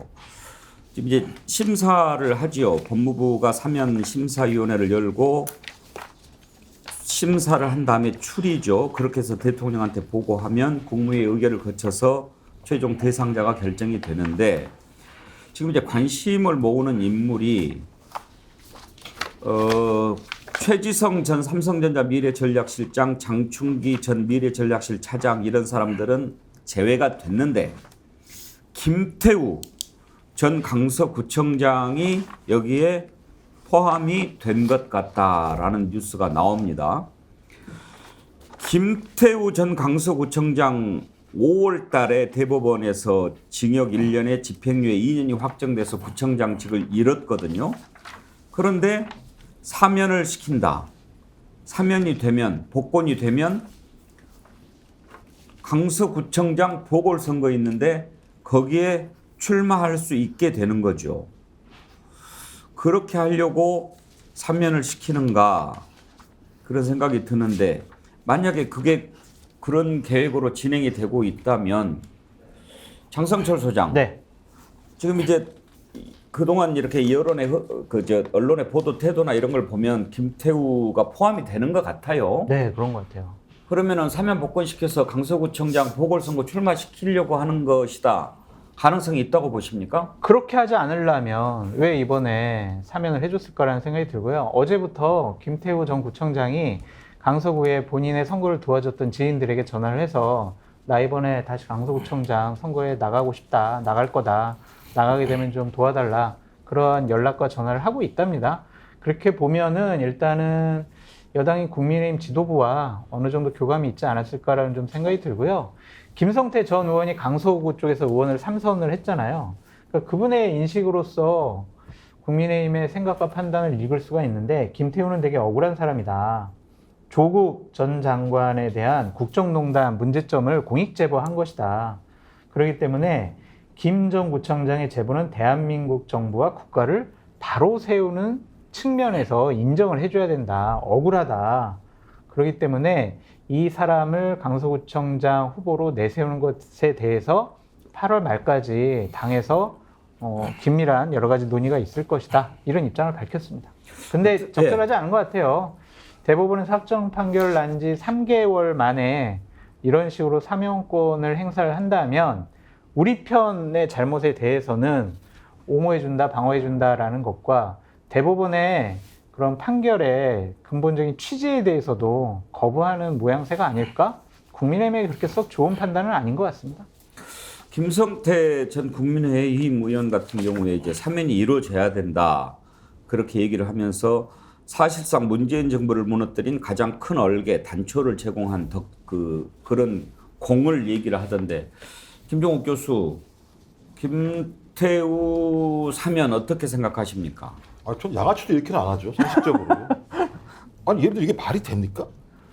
아니, 사법권을 완전히 무력화시키는 거잖아요. 3개월 만에. 그러니까 대통령이 판단해서 사법부의 판결을 3개월 만에 무력화시키고 그다음에 국민의 선택권이잖아요. 투표라고 얘기하는 건. 강서구청장에 출마를 시킨다는 건 예를 들면 국민들의 투표권을 우롱하는 행태이기 때문에 저는 진짜 부끄러워서 양아치라도 이런 짓을 못할 것 같아요. 아직 대통령은 판단 안 하셨고요. 법무부 장관의 판단이다. 아까 한동훈이 판단했을 때는 네. 그냥 대통령이 안 할 건데 한동훈이 이렇게 판단을 했겠습니까? 다 얘기가 됐겠죠. 대통령실과 협의가 됐겠죠. 그게 아니라고 얘기하면 말이 아니죠. 정치적으로 그런 거예요? 한동훈은 아직은 대통령이 그러니까 한동훈은 양아치가 되고 대통령은 좋은 사람이 되는 건가요? 이런 거 안 돼. 대통령이 이렇게 말씀하실까요? 그러니까 아직은 대통령이 결정하지 않았다라는. 무슨 예를 들면 이리 보면 저를 다 확인되는 건데. 장성철 소장이 아주 혼이 덜 났네요. 아까 제가 돈을 냈어야 되는데. 근데 문제는 뭐냐면 김종욱 교수님 말씀도 너무 맞는 말씀이지만 법원이 1심부터 시작해서 마지막 3심 대법원까지 김태우 전 구청장을 공익제보자로 인정하지 않았습니다. 문제는 여기 있는 겁니다. 이 1심 재판부 같은 경우는 김태우 그 사람이 공무상 비밀을 누설했거든요. 그 공무상 비밀을 누설해서 유죄로 인정을 했는데 공무상 비밀을 누설하는 것이 뭔가 목적이 있다, 폭로 동기 이런 것에 대해서 의문을 갖지 않을 수 없다 이렇게 이야기했고 이건 2심도 3심도 역시 마찬가지입니다. 아니 공익제보자가 아닌 사람을 지금 국민의힘이 공익제보자라고 이렇게 막 높이 평가하고 그래서 이 사람을 갖다가 사면하고 복권해서 강서구청장 다시 나가게 길을 열어준다? 이건 도저히 있을 수 없는 일이죠. 이 사법권 완전히 붕괴시키는 겁니다. 근데 장성철 소장 정치적으로 한번 분석을 한번 좀 해봤으면 좋겠는데요. 꼭 김태우여야 하는가 이제 이런 부분 한번 좀 생각을 해보고 싶은 거예요. 제가 생각하기로는 왜 김태우를 굳이 사면 복권 시켜가지고 다시 하려고 했을까? 어차피 선거법 위반으로 그렇게 형을 받았는데 지금 여러 가지 지지율이나 이런 걸로 봤을 때 그냥 국민의힘이 어떤 새로운 인물을 공천해서 그 지역에서 싸우는 게 좀 버거운데 그나마 김태우 전 구청장을 출마를 시키면 이걸 근데 김태우가 이제 어떤 인물이냐면은 그 감찰 무마 의혹을 폭로한 사람 아닙니까? 네. 다시 조국 프레임으로 선거를 치르고 그렇게 하면은 좀 해볼 만한 싸움 아닌가 이런 계산일 것 같다는 생각이 드는데. 그런 계산도 있는 것 같고요. 또한 조국 전 장관은 잘못된 일을 했어라는 것을 본인 스스로도 여권 내에서도 좀 입증을 해주고 싶어하는 분위기도 있는 것 같고 또 하나는 그렇게 출마하려고 하는 사람들이 없대요. 국민의힘 쪽에서. 인물이 없고 어쨌든 선거가 되게 불리하지만 김태우 구청장 같은 경우에는 구청장 선거를 했기 때문에 지역의 인지도가 있기 때문에 한번 그래도 해볼 만하지 않을까라는 생각과 판단이랍니다. 근데 아직은 공천 문제에서는 확정하지는 않은 것 같아요. 그러니까 내년 총선용이다라는 얘기도 있지만 그래도 제가 봤을 때는 이렇게 빨리 사면해 준 거는 강서구청장 내보내려고 하는 의미가 좀 강하지 않느냐라는 생각이 듭니다. 김두수 대표 분석을 한번 들어보고 싶은데요. 일단 지금 이제 원래 그 당헌에 보면 그 원인을 일으키면 이제 공천을 안 하게 돼 있지 않습니까? 그래서 아마 제 생각에는 국민의힘은 공천 안 하고 김태우를 무소속으로 내보낼 가능성이 있어 보입니다. 네, 그래서 그런 식으로 하면서 쟁점은 삼고 이기면 국민의힘의 힘으로 이긴 거고 지면 이제 김태우가 혼자 그냥 진 걸로 이렇게 만들 가능성이 꽤 있어 보이는데 물론 지금 현재는 이제 간보기를 하는 거죠. 국민의힘으로 공천해도 되겠는지 안 되는지 여론을 한번 추세를 보는데 이걸 두 구멍을 같이 파고 있을 것 같은데 이 김태우는 어떤 사람이냐면 공익제보자가 절대 아니에요. 자기가 청와대 근무할 당시 감찰반에서 근무할 당시에 이것을 고발하거나 이런 게 아니라 여기에 비리를 저질러 가지고 검찰로 다시 그 근무지를 변경하니까 이 불만을 품고 검찰 수사가 들어오니까 그제서 청와대에 있었던 사실들을 폭로하기 시작했는데 이 폭로 내용 중에서 검찰 수사가 의뢰가 들어간 게 뭐냐면 골프채 받고 돈 받고 그다음에 온갖 그 보안 문제를 지켜야 될 거 안 지키고 그다음에 청와대 들어갈 때도 어떻게 들어갔냐면 청와대 미리 자기가 들어가게끔 5급 그 재용 과정을 다 밟고 나서 검찰에 대고 난 뒤에 자기가 사표를 쓰는 방식이라든지 이렇게 그 입법 탈법을 했고 이 안에서도 자기 나름의 출세를 위해서 온갖 짓을 다 벌리다가 추방 검찰로 이제 다시 위치에 돌아가니까 그제서 이제 폭로하는. 그래서 공익 제보자도 아니고 조직을 보면 최악의 배신자고 그냥 뭐 국민의 권익을 위해서 배신해서 모르겠지만 오로지 자기의 생존과 출세를 위해서 한 자인데 이런 자들을 어떻게 공익 제보자로 하냐고요. 그리고 지금 이제 5개 중에 4개 유죄를 받았는데 그거 말고 다른 죄도 실제 많아요. 그래서 이런 경우에 이제 민심이 천심이고 이런 경우에는 선거에 나와서 천벌을 받았으면 좋겠어요. 김준혁 교수 의견 들어볼까요? 저는 뭐 지금 우리 김두수 위원님께서 다 말씀하셨기 때문에 뭐 다른 이야기 굳이 할 거 없고 사람이 말입니다. 자기 출세를 위해서 자기가 스스로 자기를 추천하는 거.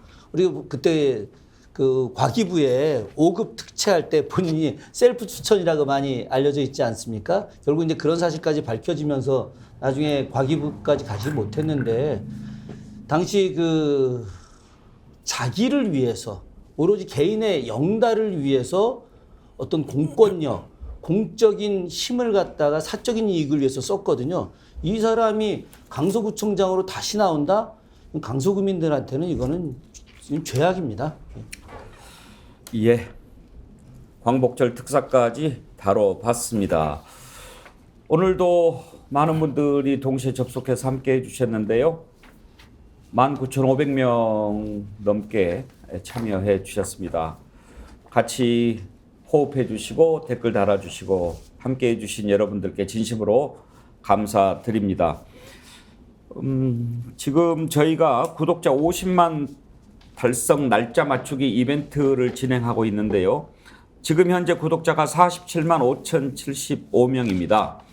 50만 돌파 눈앞에 다가왔는데요. 49만 명 될 때까지 날짜를 맞추는 이벤트 계속 하도록 하겠습니다. 이미 지나버려서 한숨 쉬고 계신 분들도 계실 텐데 죄송합니다. 많이 참여해 주시고요. 지금 현재까지 919분이 응모해 주셨는데 많이 아직 남아 있으니까요. 응모해 주시기 바랍니다. 정답자 2분께는 베트남 여행 상품권 2장 드리고요. 또 20분께 광화문 살롱 베이커리에서 드리는 고급 선물 세트 드리도록 하겠습니다. 그리고 스픽스몰 회원도 가입 많이 해 주시고요. 스픽스몰에서 파는 상품 사주십시오. 스픽스몰 8월까지 10,000명 회원 저희가 모집하고 있는데 현재 2,709명 회원 가입하셨습니다. 지금 목포 산지 직송 민어회 판매하고 있는데 이틀간 아주 많은 분들이 주문을 해 주셔가지고 목포 민어가 부족할 지경이라고 합니다. 오늘이 말복인데요. 민어 보양식으로 좋습니다. 많이 사주십시오. 슈퍼챗 보내주신 분들 좀 소개해드리고 마치겠습니다. 전무대님, 웅기형 건강하세요. 민어 주문해서 어젯밤 배송한다고 해서 기다리고 있는 중입니다. 민어회도 사주시고 슈퍼챗도 보내주시고. 그 밤에 드신 거예요?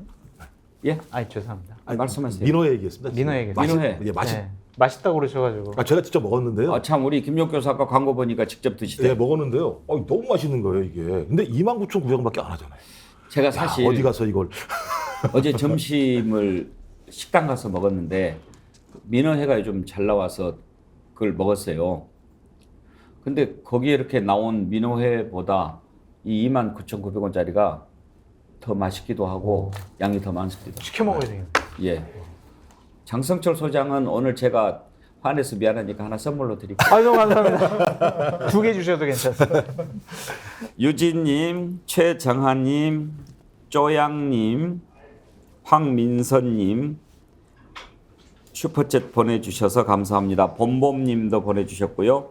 잠자리 부대님, 최경희님 슈퍼챗으로 저희 스픽스의 힘을 보태주신 여러분들께 진심으로 감사드립니다. 네, 앵커님 저희 방송 중에 사실관계 하나 좀 바로잡을 게 있어가지고 말씀드립니다. 김태우 전 구청장은요 2019년도 2월 달에 국민권익위로부터 공익신고자라는 판정은 받았어요. 그렇기 때문에 아까 패널분들께서 공익신고자가 아니다라고 한 것은 좀 사실관계가 아니고요. 그때 권익위가 공익신고자라고는 했는데 어떠한 이유인지는 밝히지 않았지만은 불이익 보호 대상은 아니다라고 판정은 내렸어요. 내가 그렇기 때문에 신청을 했는데 당시에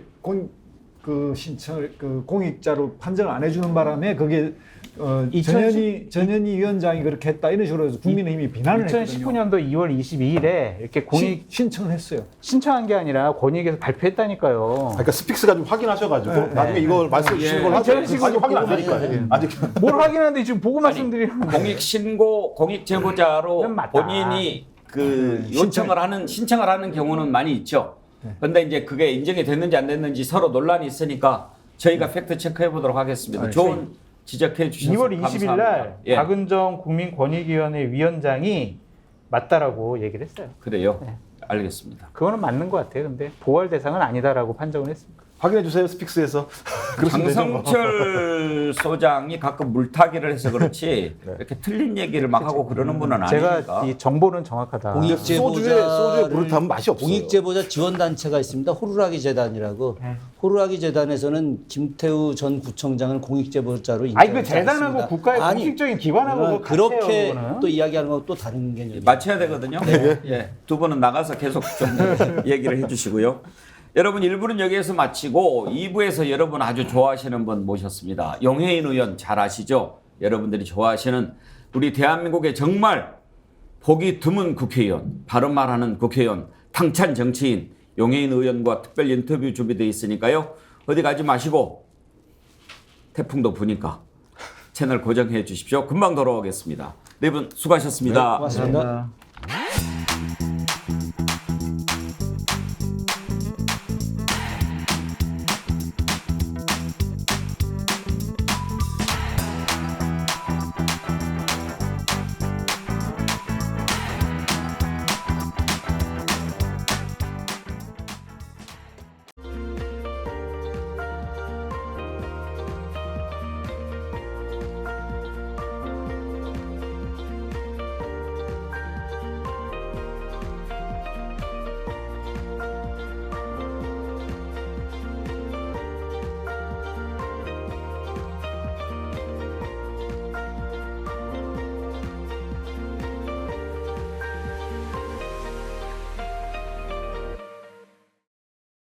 픽스몰에서 판매하는 민어입니다. 여름 보양식. 전라도 목포에서 잡은 민어를 최고로 치는데 이 민어를 산지 직송해서 여러분들 집까지 29,900원에 보내드립니다.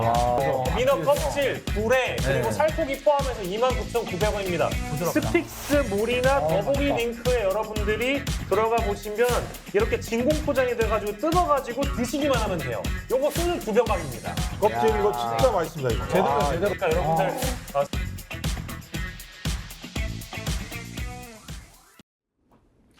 네, 2부에서는 여러분 좋아하시는 기본소득당 용해인 의원과 인터뷰 진행하도록 하겠습니다. 어서 오십시오. 네, 안녕하세요. 잘 용해인입니다. 계셨습니까? 네, 잘 지냈습니다. 반갑습니다. 오랜만입니다. 네, 오랜만에 뵙습니다. 이제 아들이 4살 됐겠는데요? 아니, 아직 3살인데요. 이제 말하기 시작해가지고 네. 네, 아주 정신없습니다. 2021년은 국회 왔을 때가 2살 배기였으니까. 아니, 그때 태어났어요. 2021년에. 그랬나요? 네. 이름이 뭡니까?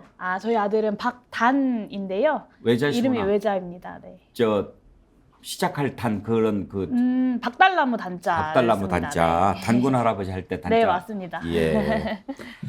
우리 용해인 의원 오신다고 그러니까 우리 정치본색 시청자들께서 너무나 반가워하고 좋아하시는데 그나마 이번 국회에서 좀 믿을 만하다, 의지할 만하다 이런 분들이 참 많은데 다음 국회에서도 볼 수 있을까? 이제 그 걱정을 하는 분들이 많거든요. 네. 지금 혹시 마음속에 준비는 어떻게 하고 계십니까? 네, 이제 거짓말 조금 보태서 예.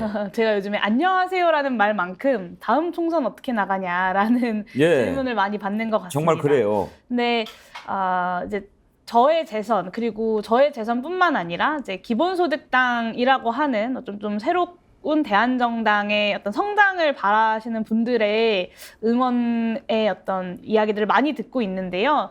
근데 이제 아무래도 저희는 의원이 한 명인 작은 정당이다 보니까 제가 어떻게 출마를 하느냐를 이게 이제 당 전체의 선거 전략이랑 사실은 얽힐 수밖에 없습니다. 그래서 선거제도 논의가 아직 좀 끝나지 않은 상황이라 뭐 예를 들면 중대선거구제가 될 때 어떻게 나갈 것인가, 뭐 아니면 연동형 비례대표제 유지될 때 어떻게 할 것인가, 뭐 이런 거에 따라서 너무 달라지기 때문에 안타깝게도 아직은 좀 결정할 수는 없는 상황이어서요. 그러시군요. 네, 선거제도가 좀 논의가 마무리가 되면 그러면 이제 당원들과 함께 좀 논의를 할 수 있을 것 같습니다. 우리 많은 시청자들도 그렇고 저도 이 다음 선거, 이 다음 국회에서도 우리 용해인 의원님을 다시 봤으면 좋겠습니다. 아, 네, 감사합니다.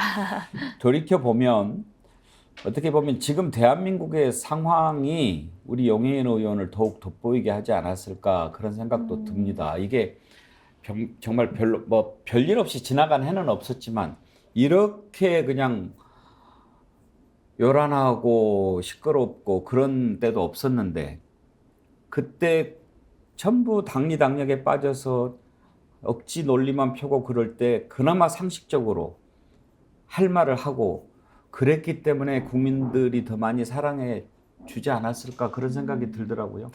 네, 참 이렇게 영광스럽다는 생각이 많이 듭니다. 특히 제가 가장 좀 뿌듯하다 혹은 벅차다라는 평가 중에 하나가 일당백 이런 얘기들 많이 해주실 때 아, 정말 지난 3년 동안 열심히 했던 것들을 좀 국민들께서 알아봐 주시는구나 싶어서 되게 뿌듯하기도 하고 벅차기도 한데요.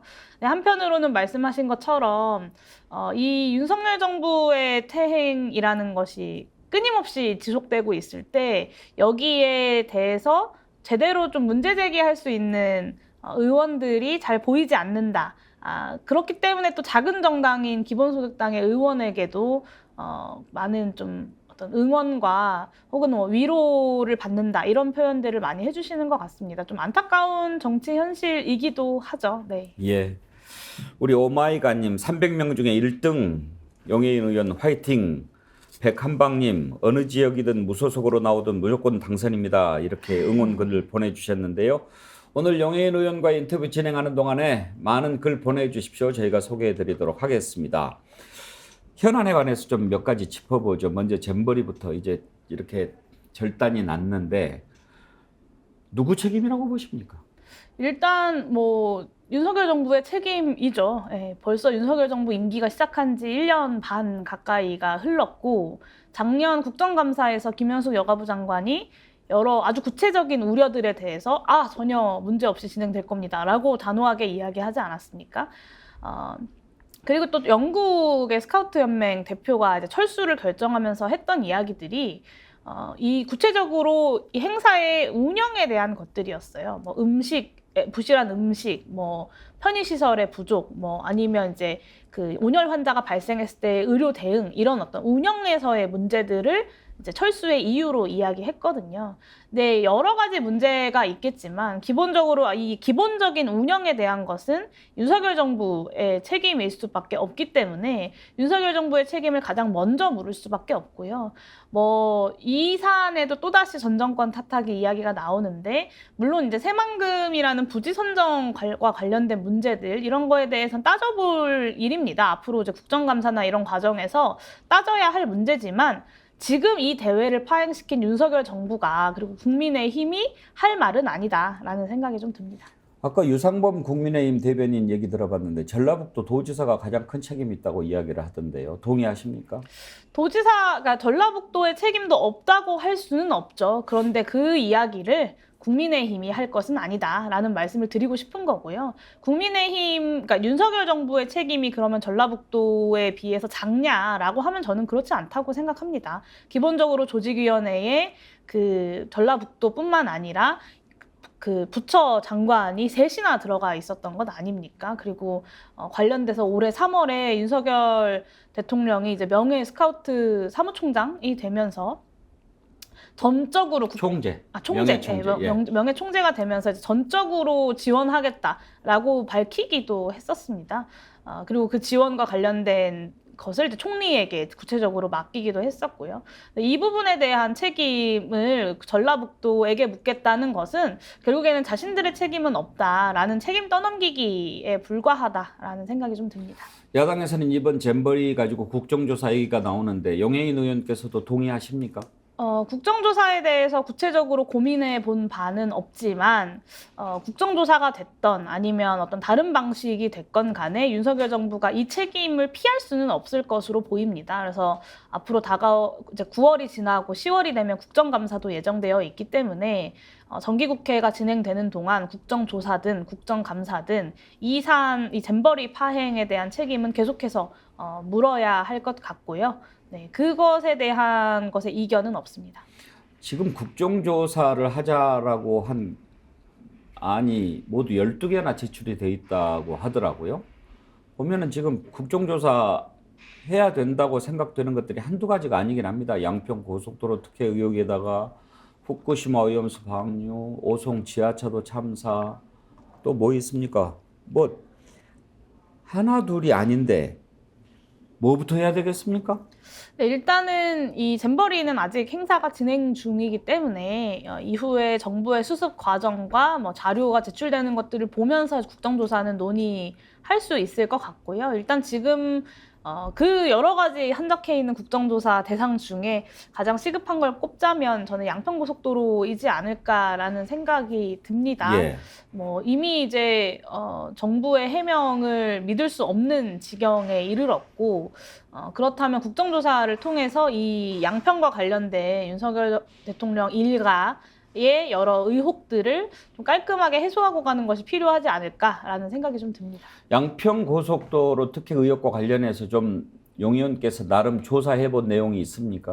뭐 아주 특별하게 여기서 이 자리에서 뭐 새로운 내용을 밝힌다기보다는 국민들께서 다 아시는 내용일 텐데요.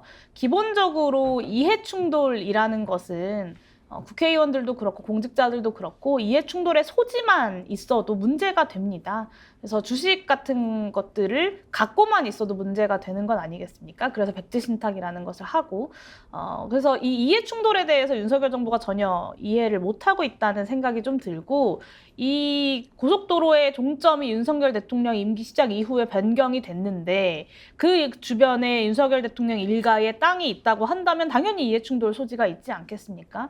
그래서 이게 정말로 고속도로가 변경된 종점 안으로 가는 것이 반드시 필요하다고 한다면 김건희 여사가 깔끔하게 땅을 처분하면 됩니다. 그러면 될 문제를 땅도 처분하지 않고 뭐 거의 국민들을 겁박하듯이 이런 식이면 우리 고속도로 건설 못한다라는 식으로 국민들을 협박하고 있는 건 저는 적반하장이라고 생각하고요.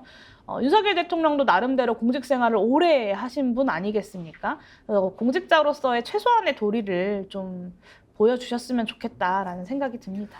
지금까지 전개된 상황을 봤을 때 우리 용 의원님께서는 양평 고속도로 종점을 바꾸는데 김건희 여사 일가 땅이 있다라고 하는 것 때문에 바뀌었을 것이다라고 하는 합리적인 의심을 제기할 만하다 이런 상황입니까? 아니면 거의 그런 것 같다. 어느 쪽이십니까?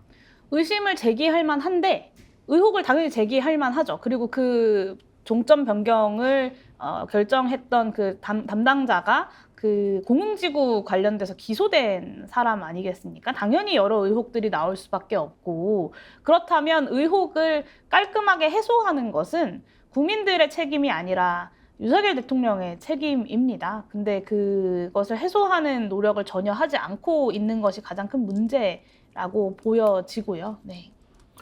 지금 상임위원회가 행안위 소속이신가요? 네, 행안위랑 여가위에서 일하고 있습니다. 이번에 여가부가 그렇게 문제가 됐는데 잼버리 같은 경우에 지금 이제 책임 문제가 나중에 나오는데 만약에 이번 잼버리 사태 책임을 지고 여가부 장관 물러나게 한다. 그렇게 한다면 그건 좀 약간 코미디가 아닌가 싶습니다. 뭐 여가부 장관 한 명이 물러난다고 될 문제는 저는 아닌 것 같고요. 사실 잼버리라는 대회, 국제 대회로 이렇게 전 세계적인 망신을 살 거라고는 누구도 생각하지 못했던 건 아니겠습니까? 그리고 특히 문제는 사전 준비에서의 미흡도 문제지만 문제가 터졌을 때에 그것을 수습하는 과정, 위기 대응 능력이 가장 큰 문제였던 것이고 여기에는 사실 이상민 행안부 장관과 박보균 문체부 장관 그리고 한덕수 국무총리까지 다 책임이 있는 겁니다. 우리 윤석열 대통령의 책임도 사실은 당연히 피할 수 없는 것이고요. 그랬을 때 여가부 장관 한 명 잘라낸다고 한다고 그 윤석열 정부의 책임을 다했다, 다 물었다라고 볼 수 있느냐라고 한다면 저는 그렇지 않다고 생각하고 한덕수 국무총리, 이상민 장관 그리고 김현숙 여가부 장관까지 책임을 물어서 경질해야 한다고 저는 봅니다. 그런데 이제 이때다 싶어서 김현숙 장관에 대한 책임을 묻는 것과 동시에 여가부 책임론을 정부 여당에선 좀 이야기하고 싶은 것 같은데요.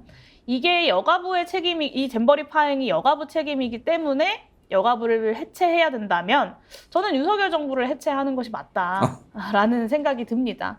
네.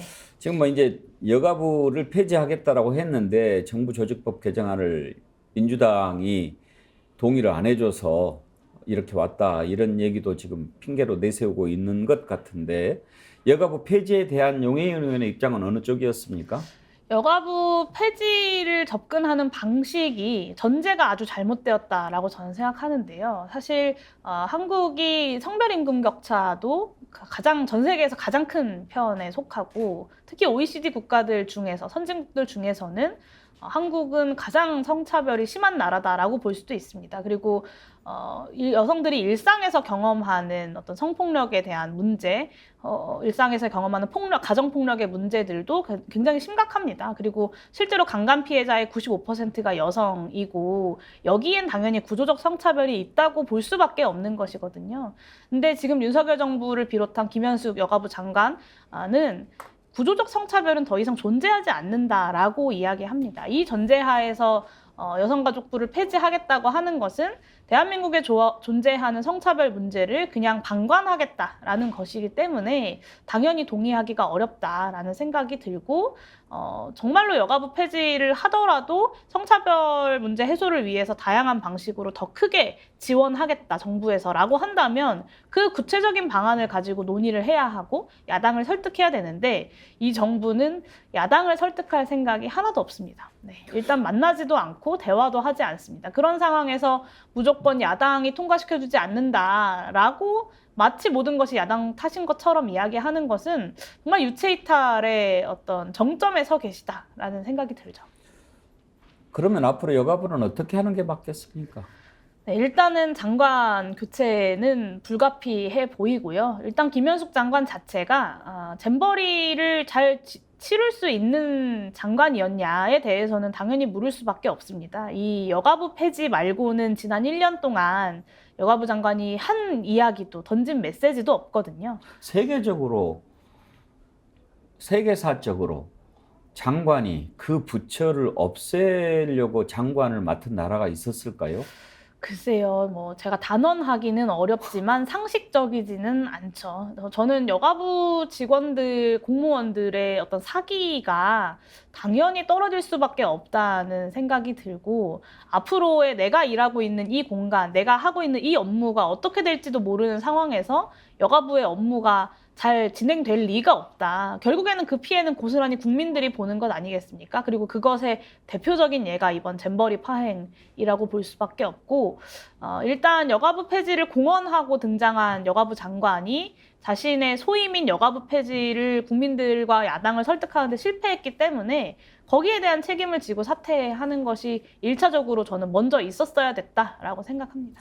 저는 그래서 없애기로 한 부처, 있으나 마나한 장관, 이런 사람한테 책임을 맡긴 세계 잼버리의 이번 참사는 정말 예견된 참사였다, 이렇게 생각하고, 그 일을 밀어붙인 정부 정말 책임을 면할 수 없을 거라고 보는데요.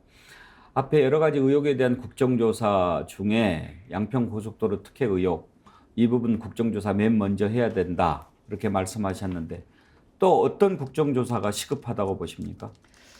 후쿠시마 오염수? 네, 후쿠시마 오염수는 청문회가 좀 필요하다고 보여지는데요. 일단 이 의사결정 과정에 대해서 문제가 상당히 많습니다. 사실 대다수의 국민들이 반대를 하고 있는 상황에서 대통령은 한마디도 하지 않고 입국 닫고 있다가 IAEA 그리고 정부 여당에서 이제 막말들을 막 쏟아냈죠. 그리고 일본의 대변인 같은 말들을 막 하다가 IAEA 보고서 뻔히 결과가 예정되어 있던 보고서가 나오니까 나토 정상회담에 가서 아주 형식적이고 내용 없이 사실상 이 후쿠시마 오염수 방류에 윤석열 대통령이 동의해주는 결과가 되었습니다. 그리고 앞으로 있을 한미일 정상회담에서도 일본이 물론 대한민국 정부는 부인하고 있지만 일본이 이 후쿠시마 오염수 방류에 대한 승인을 요구하고 있다는 것 아니겠습니까? 의제로서.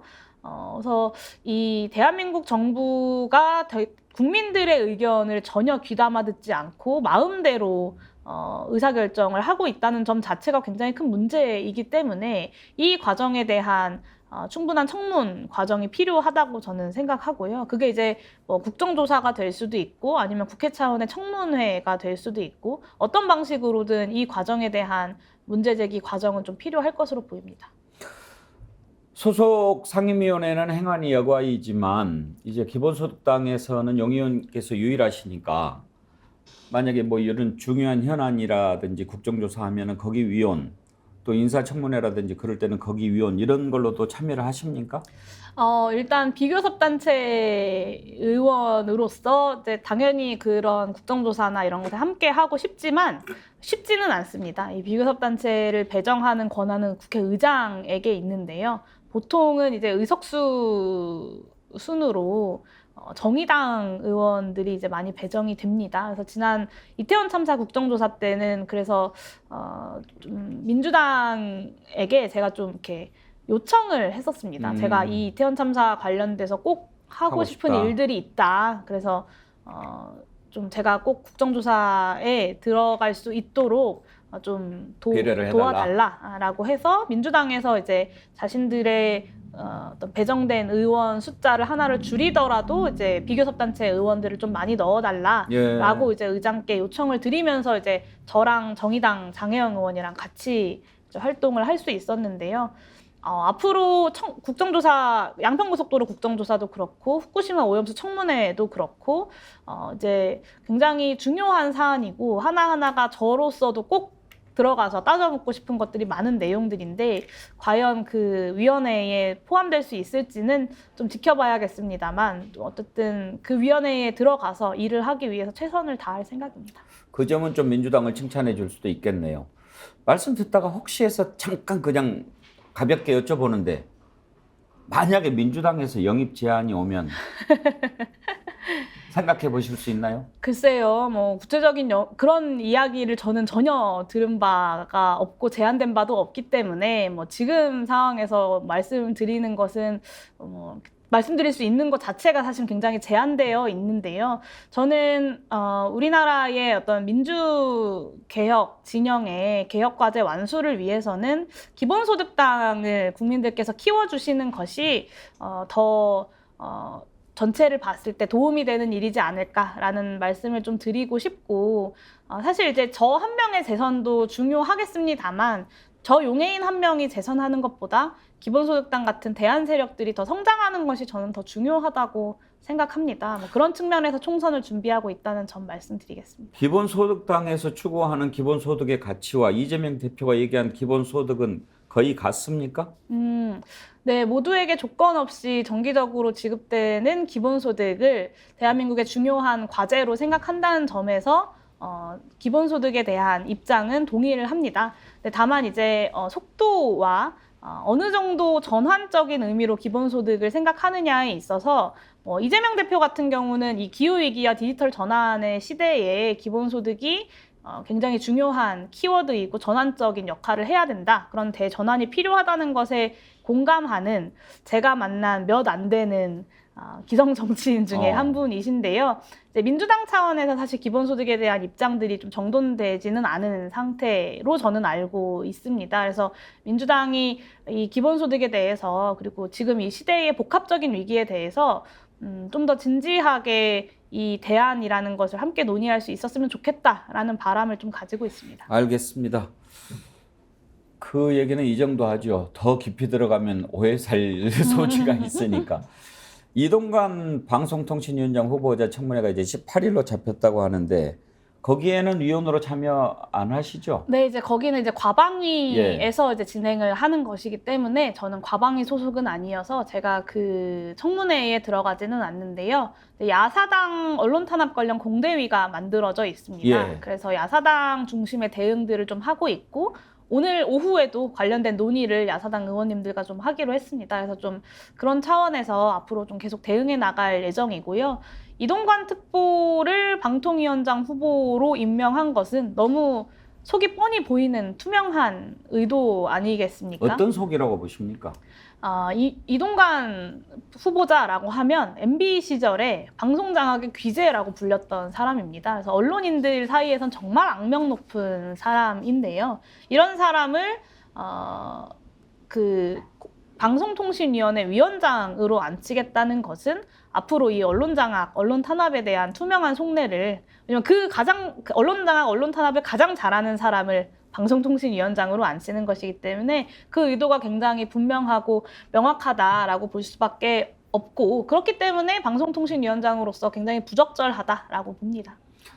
그거 외에 또 여러 가지 의혹들도 있지 않습니까? 그래서 자녀 학폭 문제도 있고 뭐 위장 전엽 의혹도 있고, 그럼에도 불구하고 밀어붙이려고 하는 가장 큰 이유는 뭐라고 보십니까? 방송 장악의 적임자. 방송을 장악하기 때문입니다. 위해서라고 생각하십니까? 네, 그것을 가장 잘할 사람이기 때문에 사실은 이제 학폭 문제는 대한민국에서 굉장히 예민한 문제입니다. 그리고 검찰 출신인 그 정순신 전 국가수사본부장 후보자도 낙마한 것 아니겠습니까? 그럼에도 불구하고 강행을 한다는 것은 이 방송 장악이 굉장히 중요한 지금 윤석열 정부의 과제로 상정을 하고 있고, 그것을 가장 확실하게 할 수 있는 사람이 누구냐에 있어서 그 모든 위험을 감수하고라도 이동관 후보자를 임명해야 되는 필요가 있는 것이겠죠. 그러면 방송이 장악이 될까요? 저는 실제로 많은 기자들이 압박감을 느끼고 있다고 생각합니다. 그리고 실제로 예전에 MB 시절에 보면 그 국정원을 동원해서 방송 장악을 기획했다는 증거들이 윤석열 서울중앙지검장 시절의 수사보고서에도 다 나와 있는 것 아니겠습니까? 관련돼서 언론사 간부들 사찰하고 좌편향 언론인들, 프로그램들 퇴출하라는 좌표도 찍혀져 있고, 심지어 지방선거 전에 방송사에 개입했던 문건도 이제 공개가 됐습니다. 아마도 이제 MB 정부 시절의 비공개 문서들이 앞으로 점차 순차적으로 공개가 될 텐데, 저는 앞으로 더 하면 더한 내용들이 나왔지 덜 하진 않을 것이다 라는 생각이 들고, 앞으로 총선을 앞두고 윤석열 정부는 이 모든 국민들의 비난들이 다 불리한 언론 지형 때문에 자신들이 그렇게 공격받고 있다고 생각하기 때문에 아무래도 언론 장악을 가장 중요한 과제로 생각하는 것 같습니다. 용혜인 의원과 인터뷰를 하니까 시간이 너무 빨리 지나가는 것 같은데 어떻습니까? 기본소득당이라고 하는 이제 작은 정당에서, 그렇지만 또 비교적 야당이지만 좀 중립적인 지대에서 이렇게 쭉 보셨을 때 민주당 정부도 경험하고 국민의힘 정부도 보셨잖아요. 지금 윤석열 정부를 이렇게 지켜보면서 참 지지율을 보면 잘하고 있다는 것보다도 못하고 있다는 평가가 더 많지 않습니까? 못하는 이유, 용 의원께서 보시기에 대통령, 참모, 행정부, 여당, 어디가 제일 책임이 큰 것 같습니까? 어디 한 군데를 뽑기가 참 어렵죠. 정말 그야말로 총체적 난국이라고 저는 생각하는데요. 간부들의 무능함, 그리고 대통령의 불통, 이 모든 것들이 지금의 이 난맥상들을 만들어내고 있다고 저는 생각합니다. 사실 예전에는 대한민국이 만들어온 시스템, 국민들이 만들어온 이 시스템에 대한 신뢰가 저는 있었습니다. 그래서 대통령 한 명이 바뀐다고 해서 대한민국의 시스템이 그렇게 빠른 시간 내에 붕괴되지는 않을 것이다 라고 생각을 했는데, 지난 이태원 참사에서 그 신뢰가 사실 산산조각이 났습니다. 사실은 재난안전 대응에 비전문가가 오더라도 재난 대응을 할 수 있도록 매뉴얼들이 다 준비되어 있습니다. 근데 이 재난 대응을 할 마인드가 전혀 되어 있지 않은 장관이 그 자리에 앉으니까 이 매뉴얼들이 다 무용지물이 되어버렸고 참사가 발생해버렸고 참사에 대한 수습 과정조차도 굉장히 처참했거든요. 그래서 이 기존의 시스템을 완전히 무력화시키는 어떤 그 관료와 그리고 선출직 공직자들이 등장했을 때 얼마나 빠른 속도로 시스템이 무너지는지를 윤석열 정부가 너무 잘 보여주고 있다고 생각하고요. 그런 면에서 야당들이 좀 더 잘 선명하게 싸워야 하는데 그것들을 잘 못하고 있는 것이 참 죄송스럽기도 하고 답답하기도 하고 그런 마음입니다. 알겠습니다. 오늘 인터뷰는 여기서 마쳐야 될 것 같습니다. 화이트 토로님 슈퍼챗 보내주시면서 영혜인 의원님 언제나 응원합니다. 스펙스에서 자주 뵙고 싶습니다. 자주 나와주십시오. 자주 불러주십시오.